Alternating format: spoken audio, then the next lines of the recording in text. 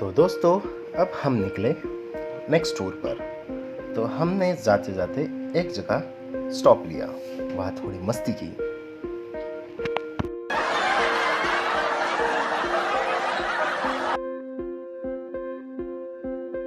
थोड़ी मस्ती और थोड़ा रेस्ट करने के बाद हम लोग वापस हमारे पड़ाव पर निकल पड़े। रास्ते में हमने एक साइड में पूरा समुंदर देखा और वहीं पे हमने एक और स्टॉप लिया। उस स्टॉप पे हमने नारियल पानी का आस्वाद लिया। नारियल पानी इतने स्वीट थे कि आप सोच भी नहीं सकते। और नारियल पानी पीते पीते हमने उस गूढ़े पानी के समुंदर को निहारते रहे। उस हाईवे से अथांग समुंदर हमको दिखाई दिया। हम लोगों ने वहाँ पे 10 से 15 मिनट स्टे किया और उसके बाद हम लोगों ने हम लोग आगे निकल पड़े। आगे निकलने से पहले हमको कुछ ऐसी चीज़ दिखी। वहाँ पे हम एक छोटा सा रील बनाया और थोड़ा उसके साथ मस्ती भी की।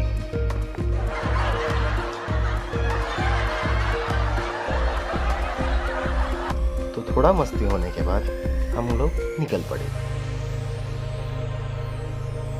बीच को निहारते निहारते हम लोग रास्ते से सीधा पौंडीचेरी पहुंच गए। पहुंचते ही हमको बहुत ज़ोर से भूख लगी थी, तो हम लोग रेस्टोरेंट में गए और पेट भर हमने खाना खाया और रेस्टोरेंट भी बेस्ट था। और आपको दिखेगा यहाँ पे कोरोना के लिए सेफ्टी यहाँ पे टेस्ट थी।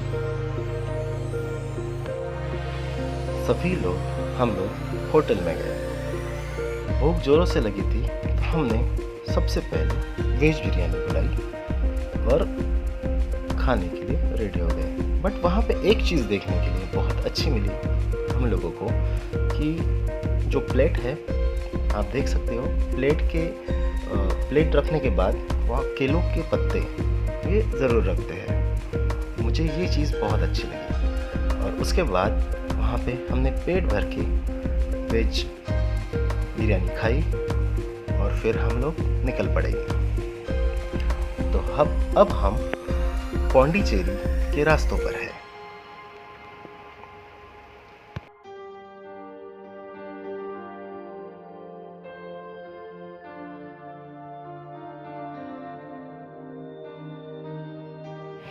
तुम्ही नाव ऐकलं असेल आयुष्यामध्ये की अरविंद आश्रम होते. अरविंद एक स्वामी होते. त्यांचे इथे समाधी आहे आणि त्यांचे आश्रम आहे. कोरोना काळामुळे हा आश्रम बंद आहे, पण त्यांची समाधी पाहता येईल. या आतमध्ये जाताना एक दुसऱ्याशी अजिबात बोलायचं नाही, हसायचं मुळीच नाही. आणि फोन स्वतःचा ते म्हणतील सायलेंट करा तर तिथे सायलेंट करून घ्या. त्यांच्यासमोर कराल, नाही तर त्यांना विश्वास येणार नाही. ठीक आहे. यानंतर आपल्याकडे वेळ कमी आहे. आपली नसेल की फक्त एका छोट्याशा मंदिरात आहे, एक मानाकुला विनायका टेम्पलला आपण चाललेलो आहे. तिथे पण शांत राहायचं. सर ने हमें कुछ इंस्ट्रक्शन दिए, वही इंस्ट्रक्शन हमने फॉलो किए और उनके पीछे पीछे हम चल दिए। जाते जाते हमको सारी डिटेल्स सर बताते रहे। आज हम आपको बताने जा रहे हैं ऐतिहासिक मनाकुला विनायक मंदिर के बारे में। यह मंदिर पुडुचेरी में स्थित है। बप्पा का ये मंदिर भारत के प्राचीन मंदिरों में से एक है। इस मंदिर की खास बात है कि इस मंदिर की दीवारों पर गणेश जी के जीवन के जुड़े कई दृश्य दिखाए गए हैं। यह बप्पा के जन्म से जुड़ी अनेक कथाएं दिखाई देती है। शास्त्रों में भगवान गणेश की जिन 16 रूपों की चर्चा है, वो सभी रूप आज भी आपको मनाकुला विनायक मंदिर में देखने को मिलेगी। इस मंदिर का मुंह समुद्र की तरफ है, इसीलिए इसे भुवनेश्वर गणपति भी कहा जाता है। पुराने समय में गणपति की प्रतिमा के पास ढेर सारी वालू थी और तमिल में मनल का मतलब वालू है, पुलम का मतलब सरोवर होता है। इसीलिए ये मंदिर तब से मनाकुला मंदिर विनायक कहला गया है।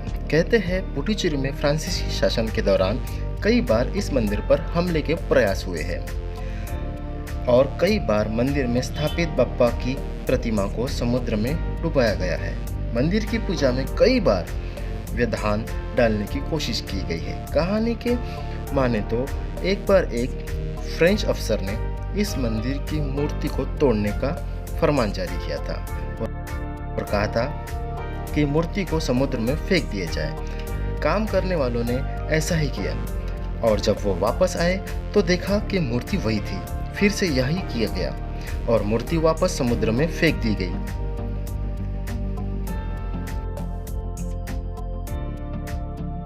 लेकिन बप्पा फिर से अपनी जगह पर विराजित हो गए। कहा जाता है जब मूर्ति को तोड़ने की बात की गई तो उसे तोड़ने की कोशिश करने वालों को खुद ही चोट लग गई। तब से बप्पा का यह मंदिर उस दौर से लेकर आज के दौर तक प्रतिष्ठा और आस्था का केंद्र बन चुका है। मनाकुला विनायक मंदिर के अंदर एक सोने का रथ है जो 7.5 किलो सोने से बना है। यह रथ 10 फीट ऊंचा और 6 फीट चौड़ा है। इसे लकड़ी से बनाकर तांबे से सजाया गया है और इसके ऊपर सोने के रैक्स लगे हैं। इसकी पहली झलक लोगों को 5 अक्टूबर 2003 में दिखी थी और तभी से मान्यता है कि इस रथ को खींचने वाले इंसान की अपनी मनोकामना पूरी होगी। इसे सिर्फ दशहरे को बाहर निकाला जाता है, बाकी दिन इसे मंदिर के अंदर ही देखा जा सकता है। जब आप मंदिर में प्रवेश करते हो तब आपको कुछ अलग ही फील होता है। हम लोग जब उस रास्ते से जा रहे थे तो लेफ़्ट साइड में मंदिर के हार, फूल, फल, नारियल ये सब चीज़ों का दुकान इन शॉप थे। उसके बाद जब एंट्री की हमने तब ऊपर गणेश जी का बड़ा सा फोटो ड्रॉ किया था। हर गुरुवार को इस मंदिर में गणेश जी के दर्शन करने के लिए हाथी महाराज आते हैं। हाथी महाराज आरती करते हैं और मस्त मगन होकर पूरे गणेश जी के मंदिर में एक चक्कर लगाते हैं और लोग उस गणेश जी के दर्शन करने के बाद इस हाथी महाराज के दर्शन करते हैं। तो हम लोग यहाँ से मंदिर में दर्शन करने के बाद बाहर मंडपम में आए और मंडप के ऊपरी भाग में बहुत अच्छी कलाकृति ड्राइंग की हुई थी। गणेश जी की शादी का दृश्य दिखाया गया था और उसके बाद उसके राइट साइड में हाथी जी को खड़े रहने के लिए जगह है और वहाँ पे कोरोना के टाइम बहुत अच्छी व्यवस्था की थी। आप देख सकते हैं मेरे सिर के ऊपर गणेश जी की शादी का पूरा फोटो है, रिद्धि सिद्धि विनायक का। वो इतना अच्छा ड्रॉ किया है, पता ही नहीं चलता ड्राइंग है या फोटो। तो हम यहाँ से आके पौंडीचेरी बीच के पास निकल पड़े। यहाँ पर कोरोना के टाइम में यहाँ की व्यवस्था बहुत अच्छी थी। मास्क लगाना यहाँ पे ज़रूरी था। आपको शॉपिंग करना हो या गणेश जी की मूर्ति लेनी हो तो यहाँ पे शॉप भी अवेलेबल है। और इसके बाद हम सभी लोग इस पौंडीचेरी की कॉलोनी से राइट साइड टर्न होके सीधा हम बीच की तरफ निकल पड़े। इस रास्ते से चलते चलते आपको यहाँ की कॉलोनी, यहाँ की गलियाँ, यहाँ के चौक स्क्वायर इतने अलग दिखेंगे जैसे कि आप कोई दूसरे शहर में आए हो या दूसरे देश में। यहाँ का कलर कॉम्बिनेशन, यहाँ की बिल्डिंग्स, यहाँ का स्ट्रक्चर, यहाँ का इंटीरियर सब कुछ डिफरेंट है। यहाँ पर हम टहलते बहुत सारी चीज़ें देखने मिली। यहाँ का कलर कॉम्बिनेशन ऑसम था। खिड़कियों का आकार बॉक्स में है। यहाँ पर बहुत ओल्ड हाउस है। यहाँ पे जब आप टहलते हो तब आपको अद्भुत फील होता है। यहाँ से जाते जाते हमने हर प्रकार के अलग अलग बिल्डिंग देखी। यहाँ का स्ट्रक्चर कुछ अलग ही है।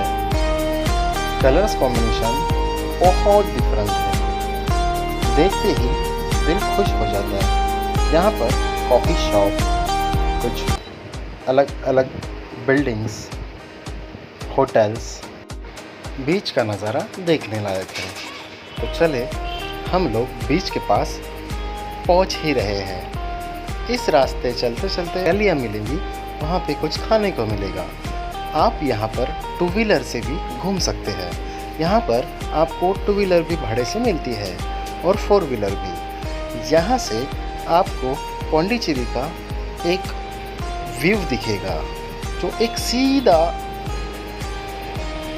नरीमन पॉइंट जैसा है। जैसे मुंबई में नरीमन पॉइंट है, वैसे यहाँ पे पौंडीचेरी में एक सीधा रास्ता है। उस रास्ते से बहुत अच्छी तरह से यहाँ पे व्यवस्था की गई है। जब आप यहाँ पर जाओगे तो आपको फॉरेन में जैसे आए हो आप वैसा फील होगा। इस रास्ते से चलते चलते यहाँ आपको बहुत अच्छी अच्छी नारियल के पेड़ और बीच का व्यू दिखेगा। बहुत सारे लोग शाम के टाइम यहाँ पे घूमने आते हैं। टूरिस्ट यहाँ पे पूरे साल भर रहते हैं। यहाँ पर आप 2 दिन या 1 दिन आ सकते हो। यहाँ पर घूमने जैसा बहुत कुछ है।